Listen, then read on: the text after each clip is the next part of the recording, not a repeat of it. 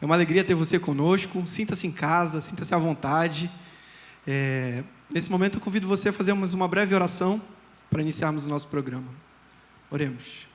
Senhor, nosso Deus e Pai, louvado seja o Teu nome, Pai amado, por esse sábado que tivemos até aqui e pelo restante, Pai amado, que passaremos juntos nesse auditório. Queremos Te pedir, Pai amado, que o Teu Santo Espírito esteja em nosso meio, trabalhando no nosso coração, na nossa mente, através da Tua palavra, Pai amado. Seja ela falada, cantada, Pai amado, compartilhada através, talvez, de um abraço amigo aqui dentro.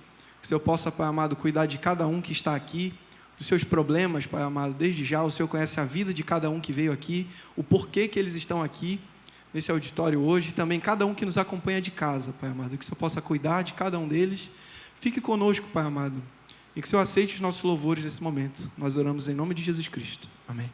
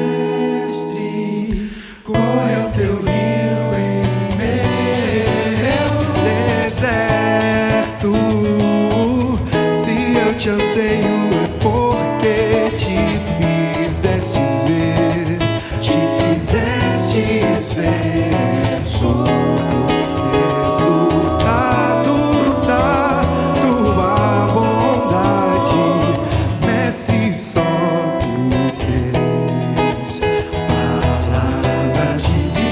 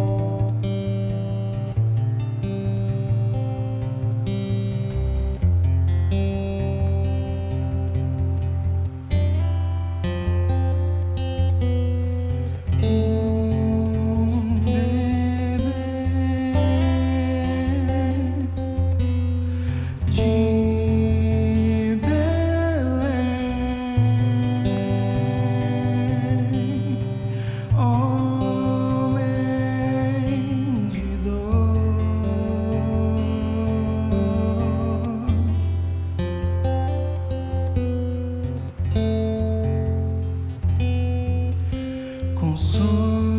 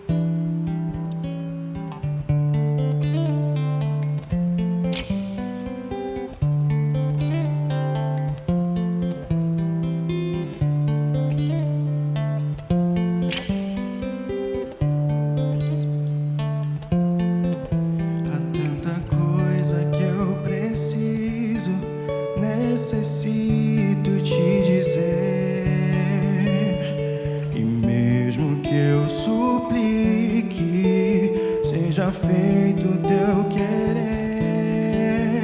nem que seja um segundo, escuta agora o meu clamar. Estou vivendo neste mundo, mas o que eu quero é te encontrar.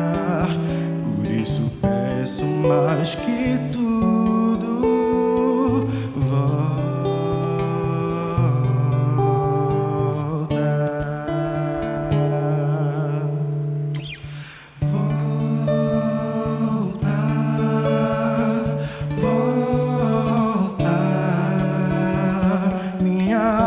Está chorando, almejando te encontrar. Volta, volta. Eu entrego minha vida agora, ó Senhor, vem me buscar. Volta.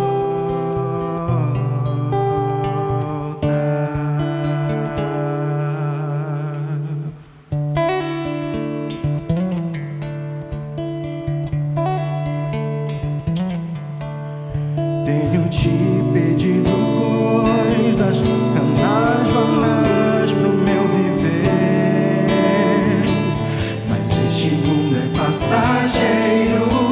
Quero viver para ti, viver para ti. Minha alma está pronta pra subir. Ó, vem, Senhor, vem me buscar.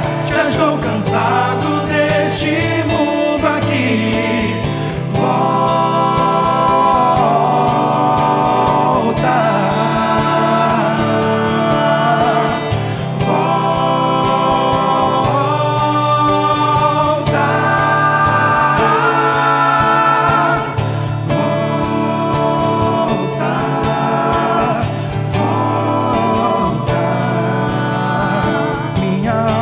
Está chorando.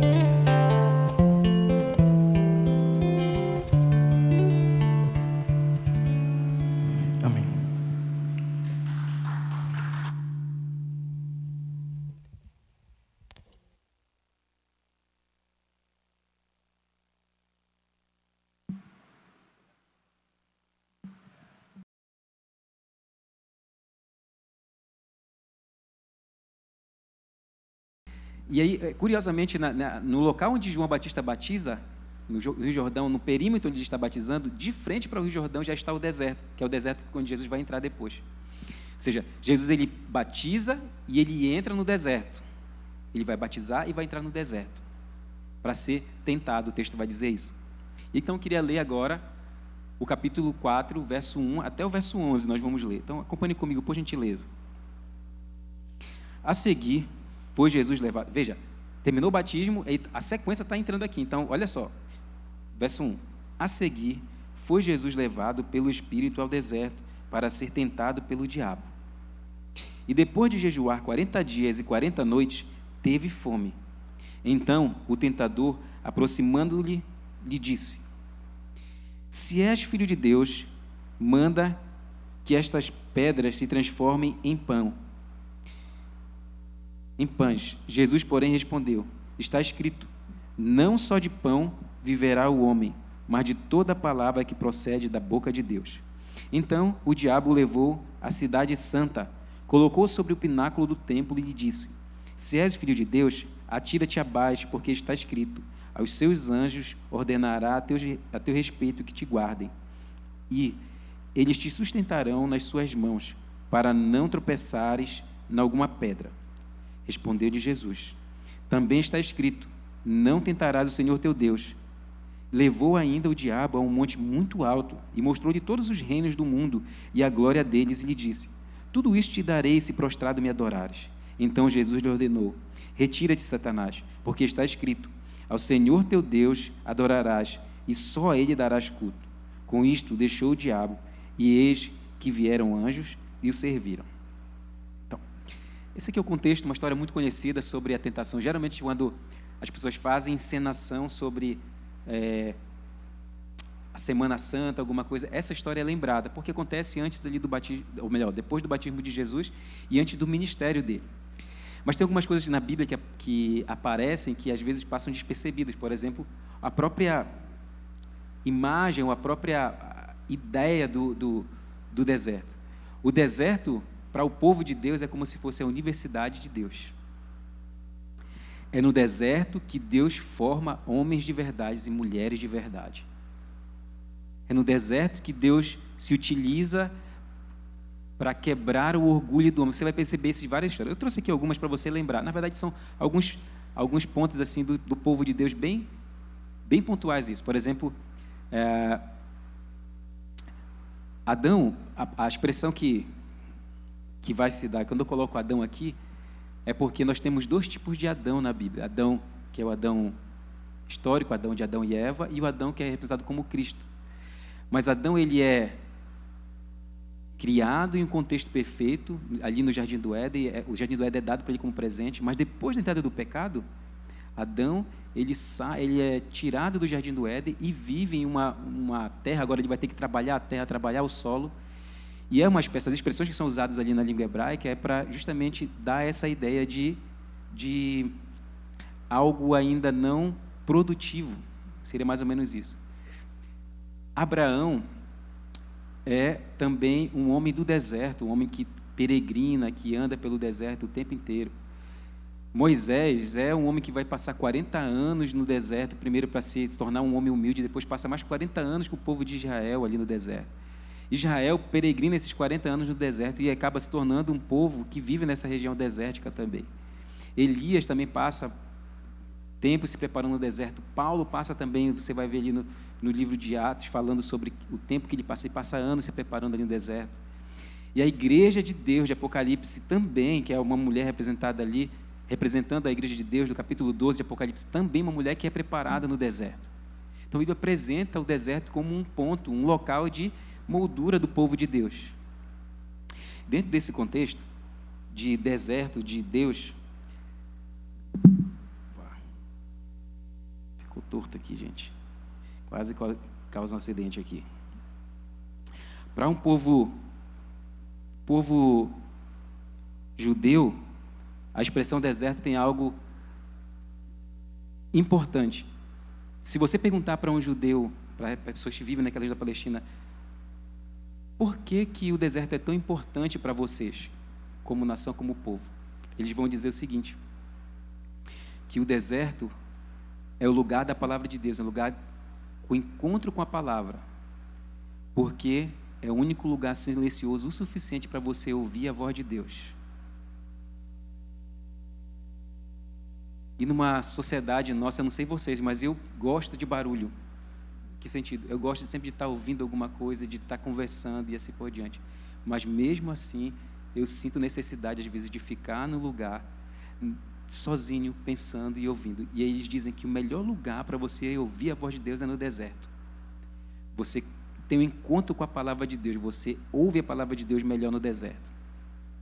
E então eu queria fazer algumas analogias com relação à questão do deserto com vocês. Primeiro, a analogia é lembrar que o deserto, que é o contraste de Adão, o Adão criado ali, Adão e Eva, perdão, passei aqui sem querer, é o contraste entre Adão, homem, e o Adão Jesus. Adão foi criado e colocado no jardim do Éden, onde tudo existia, a melhor comida, o clima era perfeito, e Adão cai mesmo assim, nessa circunstância. Jesus, ele encarna, vive aqui, e ele vai ser tentado no deserto, e ele supera a tentação. Qual é a diferença de Adão, nosso pai, e de Jesus Cristo? Por que um foi tentado e caiu, e o outro foi tentado numa condição muito pior e não caiu? Essa é uma coisa para você pensar, para nós pensarmos com relação a isso. A grande questão aqui é a seguinte, que é possível você ser tentado quando você estiver passando a parte boa da sua vida. Você está bem no trabalho, você está bem na família, você está bem na escola, você está bem na universidade, e você receber tentação, e ainda assim você cair. E ainda assim você cair. Porque o ser humano, nós nascemos com uma natureza hoje pecaminosa. Mas a pergunta que nós devemos nos fazer é a seguinte: por que Adão, que tinha natureza perfeita, caiu? Por que ele caiu? Ou mais, podemos ir mais atrás também. Por que Satanás, que era um ser perfeito, que foi criado à imagem e semelhança de Deus, ou melhor, ele foi criado ali no ambiente do céu, a imagem e semelhança os homens foram criados. Por que ele também caiu? Não há explicação para isso. Não temos uma explicação lógica para isso. Pecado não se explica. Uma canção até do Arauto do Rei que diz isso, né? Pecado se paga. Não temos uma explicação para isso. Mas Jesus veio para provar que é possível nós resistirmos à tentação. E eu queria falar de tentação hoje, mas não no sentido geral, porque sempre que a gente fala sobre a tentação no deserto, a gente fala que o homem foi tentado pelo apetite primeiro, pela visão, pelo apetite e pela inclinação ali de orgulho. Tentação no sentido geral. Por que Jesus foi tentado? Eu queria pedir para você voltar para o texto comigo aqui.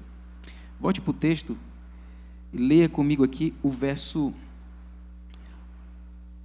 3 e o verso 4, do capítulo 4 de Mateus. O verso 3 diz assim: Então, o tentador, aproximando-se, lhe disse: Se és o Filho de Deus, manda que estas pedras se transformem em pães. Verso 4. Jesus, porém, respondeu: Está escrito, não só de pão viverá o homem, mas de toda palavra que procede da boca de Deus. Onde começa a tentação aqui com Jesus? Dúvida. Satanás quer colocar dúvida no coração de Jesus. Que dúvida? Se tu és o Filho de Deus, manda que essas pedras se transformem em pães. Se você ler mais um pouquinho atrás, no capítulo 13, aí é importante para a gente entender o contexto do texto bíblico. Volte aqui no capítulo 3, verso 17. Olha o que diz. E eis uma voz dos céus que dizia: Este é meu filho amado, em quem me comprazo. Quem que disse isso? O Pai, no momento do batismo de Jesus. Então, Deus acabou de falar, o Pai acabou de falar: esse é meu filho amado, em quem me comprazo. E Satanás no deserto já vem, a primeira tentação dele é: se és o Filho de Deus, manda que essas pedras se transformem em pães. E aí tem um erro, geralmente as pessoas entendem errado esse texto do verso 4, que diz assim, né? Que Jesus respondeu: está escrito, nem só de pão viverá o homem, mas de toda palavra que procede da boca de Deus. Geralmente as pessoas pensam que essa palavra, a expressão palavra, está se referindo ao texto bíblico. até que não está 100% errado. Mas o que Jesus está querendo dizer aqui não é do texto bíblico que ele está falando. É da palavra que saiu da boca de Deus. Que palavra foi? Este é meu filho amado e quem me compraz. No grego tem duas palavras para a expressão palavra. Logos, que é a palavra mais conhecida, né? E rema. A palavra logos é a palavra escrita, que se tornou escrita. Você escreveu, essa é a palavra logos. A palavra falada, dita, pronunciada, verbalizada é a palavra rema. Qual palavra vocês acham que foi usada aqui por Jesus? Rema, porque ele está falando que foi a palavra dita de Deus. Não só de pão verão, mas toda a palavra que procede da boca de Deus, que sai da boca de Deus. E qual era a expressão? Esse é meu filho amado e quem me comprazo. Ou seja, Satanás queria colocar dúvida se Jesus era o Filho de Deus mesmo. E ele sabia que não precisava passar por isso, porque realmente ele era. Ele ouviu o Pai falar.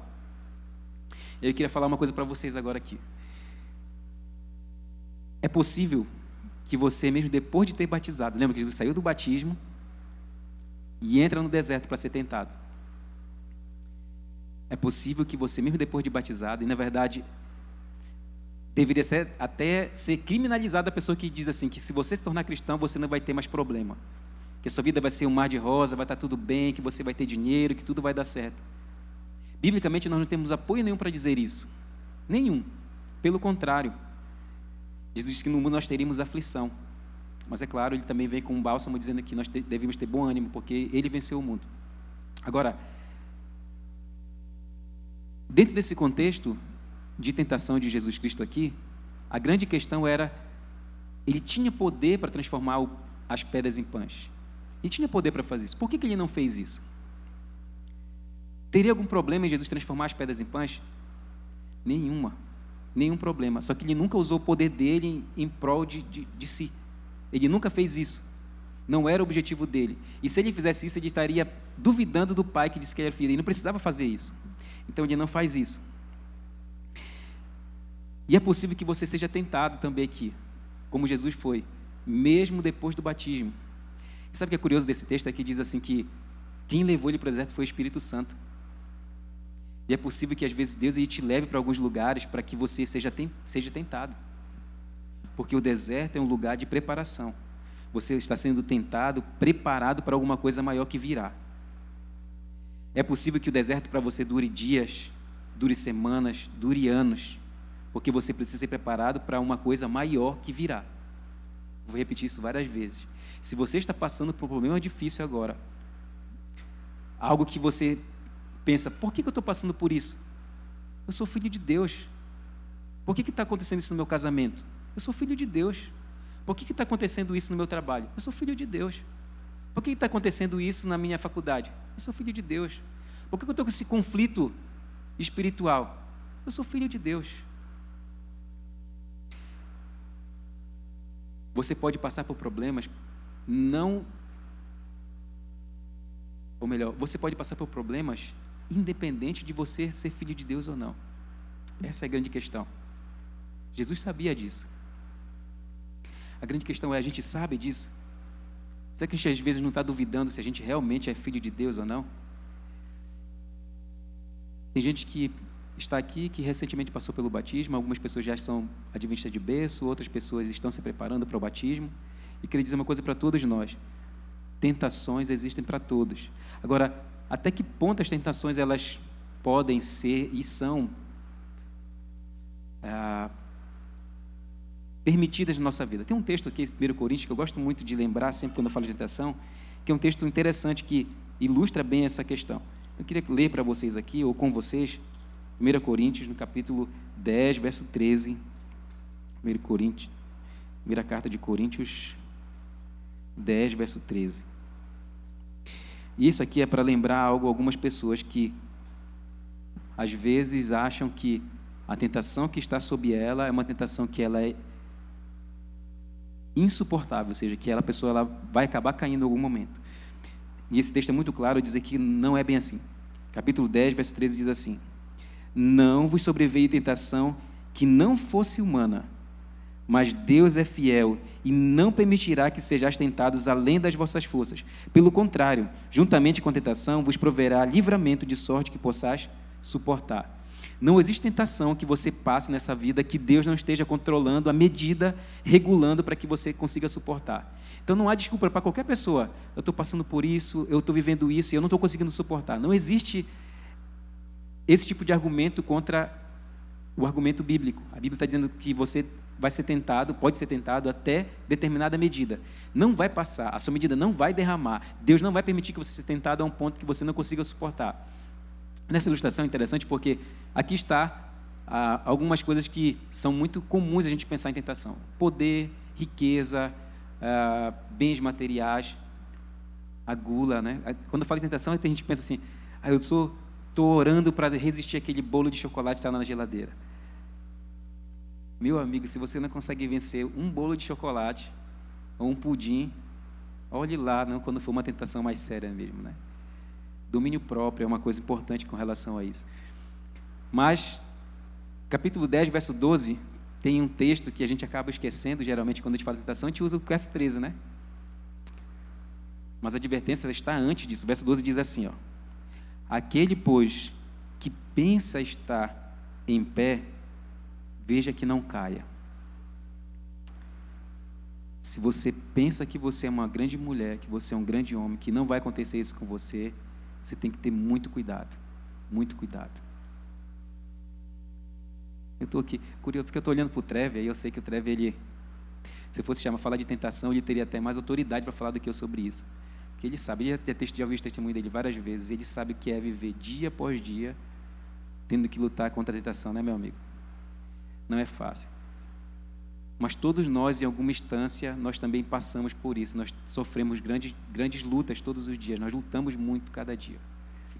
E voltando para Mateus, capítulo 4, verso 3, quando Satanás duvida de Jesus Cristo, a resposta de Jesus é: nem só de pão viverá o homem, mas de toda palavra que procede da boca de Deus. Devemos confiar na palavra de Deus.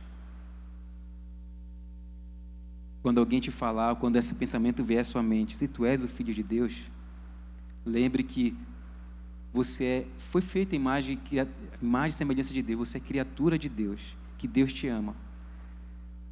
Isso aqui não é para ser uma mensagem,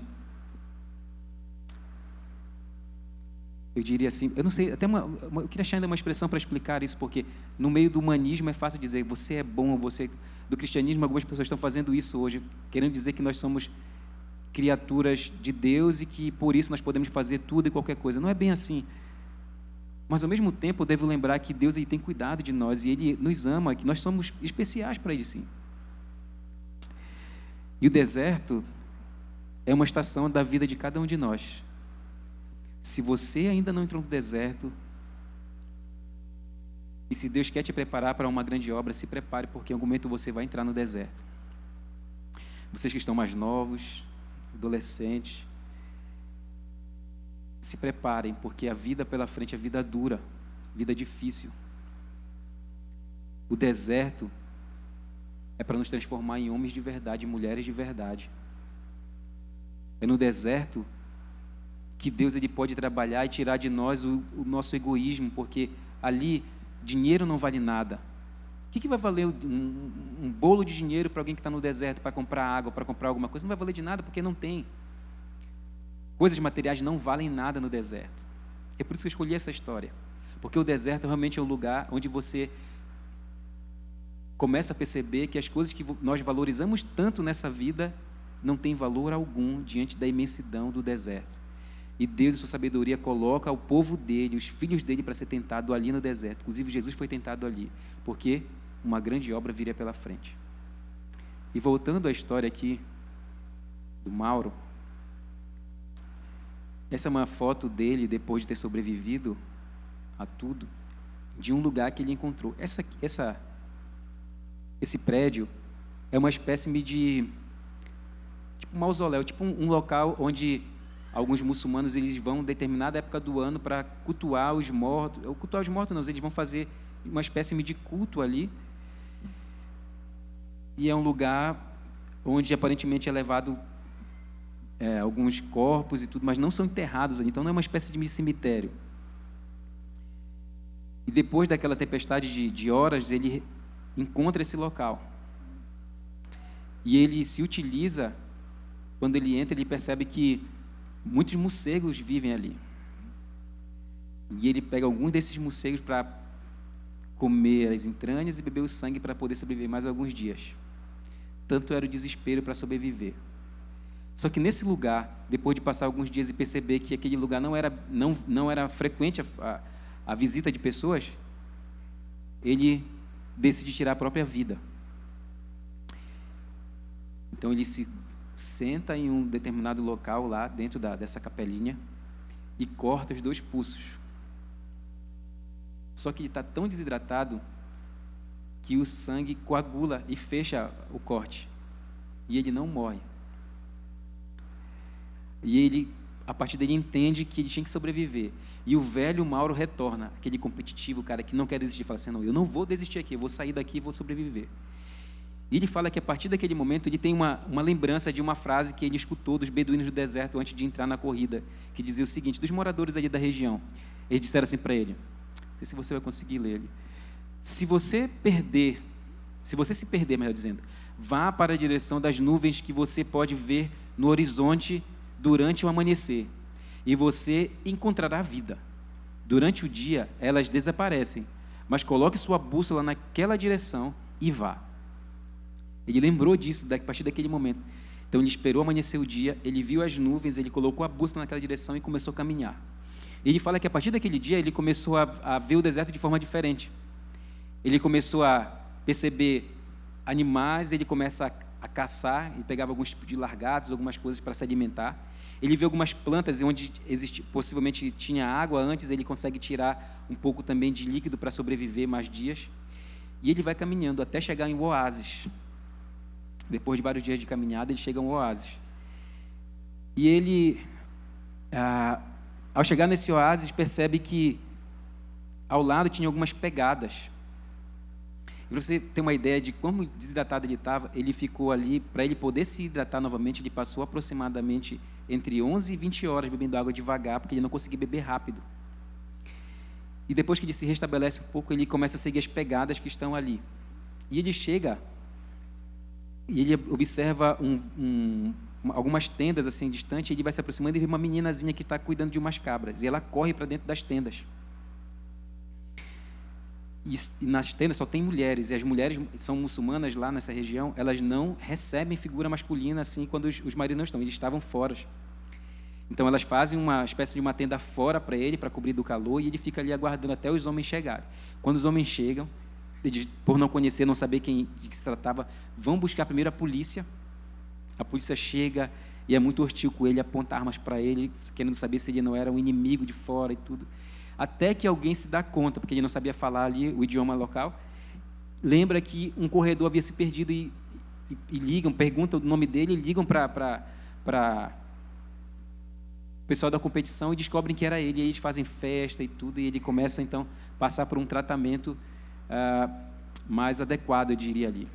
Mas para você ter uma ideia, ele passou um processo de recuperação para se recuperar, porque ele percorreu fora da rota dele 291 quilômetros. A corrida era 240 quilômetros. Só fora da rota ele percorreu 291 quilômetros andando ali naquela parte de noite, de manhã e tudo. E ele ficou com 45 quilos apenas. E ele é um homem alto, assim, mais de 1,80 m de altura. Muito leve mesmo. E ele ficou durante 2 anos comendo apenas comida pastosa, bebendo líquido, sopinha, para poder recuperar o sistema dele digestivo de novo, para poder voltar a ter a atividade dele normais. Aí você poderia pensar assim, irmão, então, depois disso aí, Mauro, ele desistiu dessa vida de atleta dele. Não desistiu. Ele voltou a treinar. 10 anos depois, ele voltou para essa corrida. 2004, ele voltou para essa corrida. E correu mais 8 vezes ela. E agora ele estava se preparando para uma corrida também no mesmo deserto de 7.000 quilômetros. Alguém olhou e fala, meu Deus, né? Parece louco, né? Agosto para tudo, né? Algum corredor aqui, alguém que corre maratona? Alguém que corre maratona aqui? Não, né? Só quem puxa ferro, né? E ele faz isso. Agora o que é interessante dentro dessa história dele, a força de vontade dele para sobreviver. O que fez ele sobreviver? O que fez ele sobreviver foi que ele conta, agora ele é palestrante também, tudo motivacional, ele fala que ele só conseguiu sobreviver porque ele era um homem preparado. Preparado. Só que acontece que na vida cristã é diferente, você não se prepara para entrar no deserto. Você é preparado no deserto. Para uma obra maior, você é preparado no deserto. E você vai perceber, a partir do verso 12, que Jesus ele sai do deserto para uma grande obra. Ele começa a curar, ele começa a expulsar demônios, ele começa a ressuscitar pessoas, porque ele se preparou no deserto. E eu quero dizer para você, meu irmão, minha irmã, que o segredo para vencer no deserto é o preparo. Mas não só isso, que é no deserto que você é preparado. Então, se você passar por um momento difícil na sua vida, pode ser Deus te preparando para algo maior. Pode ser Deus te preparando para algo maior. Eu acredito nisso. Eu acredito nisso. Eu acredito, até me arrepio pensando nisso. Eu sei de pessoas que estão aqui, que estão passando por momentos difíceis.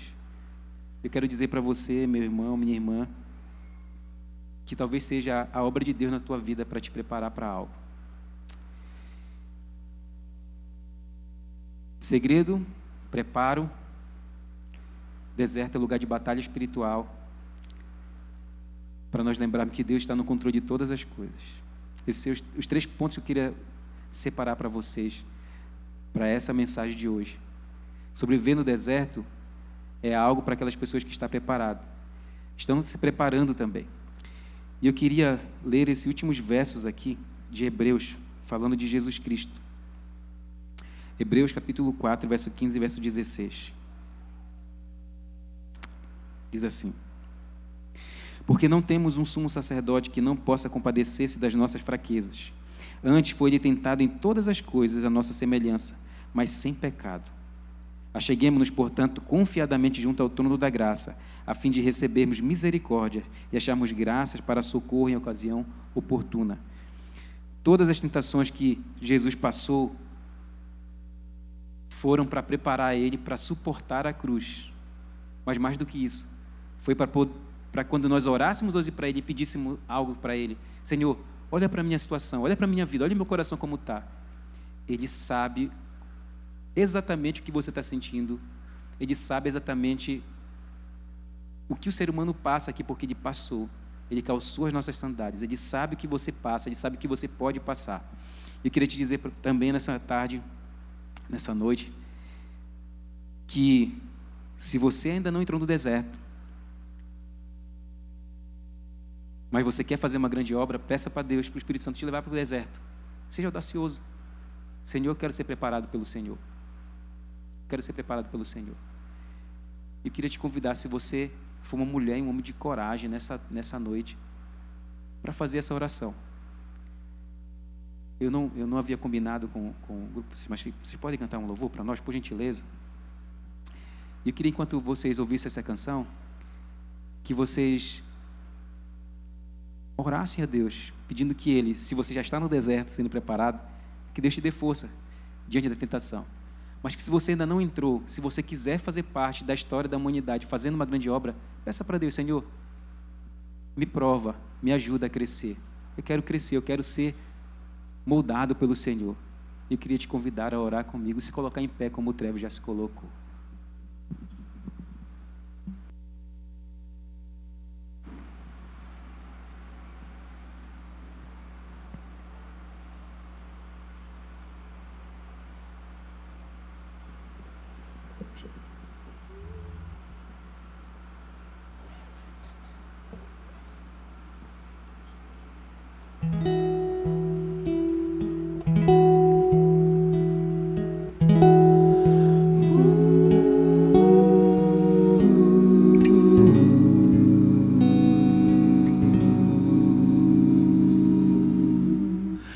Eu quero ter a vida que sonhaste para mim, e em cada amanhecer te encontrar uma vez mais, para depender de ti, para me entregar a ti.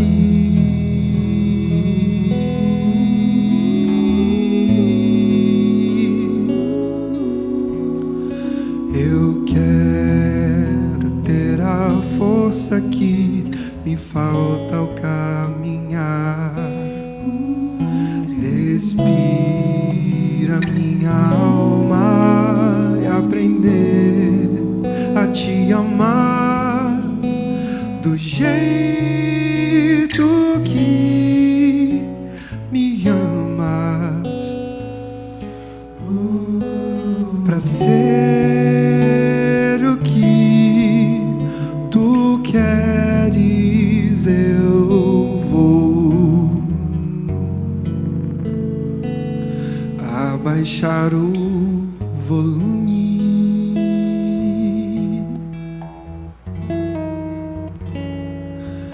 desfazer os costumes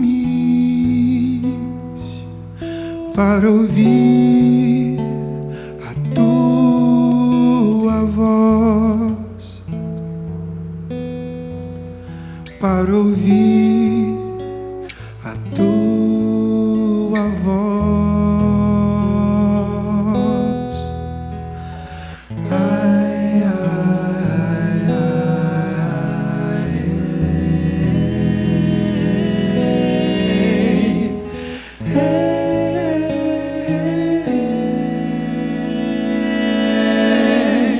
vivi a vida inteira atrás dos sonhos que criei.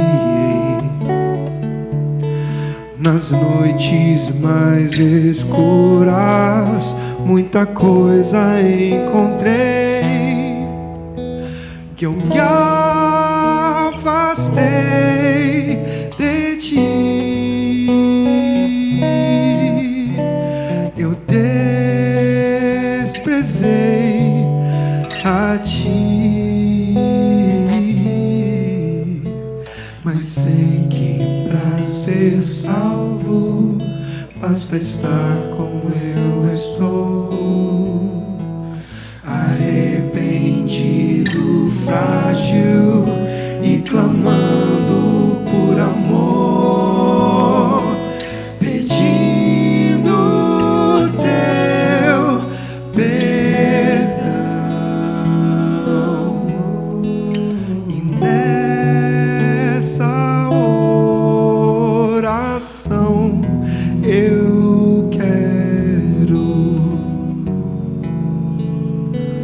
me valer do silêncio,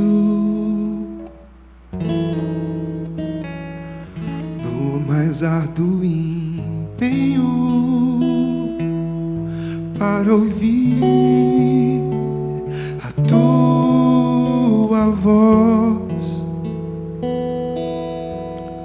para ouvir a tua voz, para ouvir a tua voz, para ouvir a tua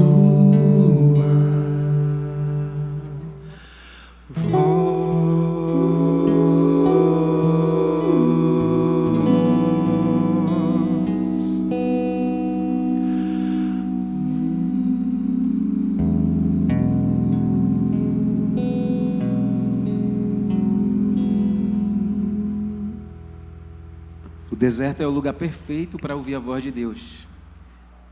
Talvez seja o único lugar em que nós vamos ouvir a voz de Deus. Eu quero orar para que, se você precisar passar por ele para ouvir a voz de Deus, para que você esteja atento para isso.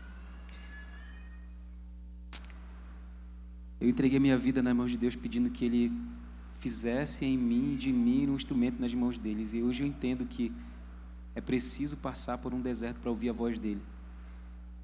Eu queria muito que vocês entendessem isso também. As pessoas que estão no deserto são as pessoas que estão mais perto de Deus. Pessoas que estão hoje como minha irmã Socorro, pessoas que estão como Alberto, pessoas como a Gisele, porque entendem que nessa vida aqui Coisas materiais não são valorosas. O que vale são pessoas e o relacionamento com Deus. E que quando você estiver passando pelo deserto, ouça a voz de Deus. Deixa Ele falar com você. Deixa Ele transformar a sua vida. Deixa Ele fazer uma obra em você, para que você seja uma mulher e um homem poderoso nas obras de Deus. Jesus saiu e fez muitas coisas em nome dele. Ele prometeu que as pessoas que servissem a Ele fariam coisas maiores ainda. Você pode fazer coisas maiores em nome de Deus, em nome de Jesus Cristo. E eu espero que, se você precisar passar por um deserto para você viver isso, que você seja perseverante e ande ao lado de Deus. Porque as promessas bíblicas são: ainda que eu ande pelo vale da sombra da morte, eu não vou temer mal algum, porque tu estás comigo. Deus vai estar com você no deserto. Deus vai estar comigo no deserto. Essa é a promessa bíblica. E é por isso que eu quero orar com você nessa tarde. Ore comigo, por favor. Senhor, obrigado por ser o nosso Deus, por enviar teu Filho, Senhor, para nos dar exemplo, para sofrer o que nós sofremos aqui, para sofrer além das contas que nós vamos sofrer aqui, mas sobretudo por ser o nosso Salvador. E é sob Ele, Senhor, e é no nome dEle que nós nos confiamos. É no nome dEle, Senhor, que nós entregamos nossas vidas, para que nos momentos das tentações o Senhor possa nos socorrer. Que Ele seja a nossa mão forte, que Ele seja a nossa segurança, que Ele seja, Senhor, o nosso oásis de água, que Ele seja o nosso pão, que Ele seja, Senhor, tudo que nós precisamos para viver, para sobreviver e para fazer, Senhor, a Tua vontade. Então nos abençoa, Senhor, nos ajuda a passar pelo deserto, o deserto da preparação, porque nós queremos fazer algo por Ti, fazer algo, Senhor, por nossos irmãos. Então nos abençoa, Deus, que essa semana seja uma semana diferente para nós, que nós possamos estar sob a Tua mão protetora, sob os Teus cuidados, diante do deserto que é viver nessa terra.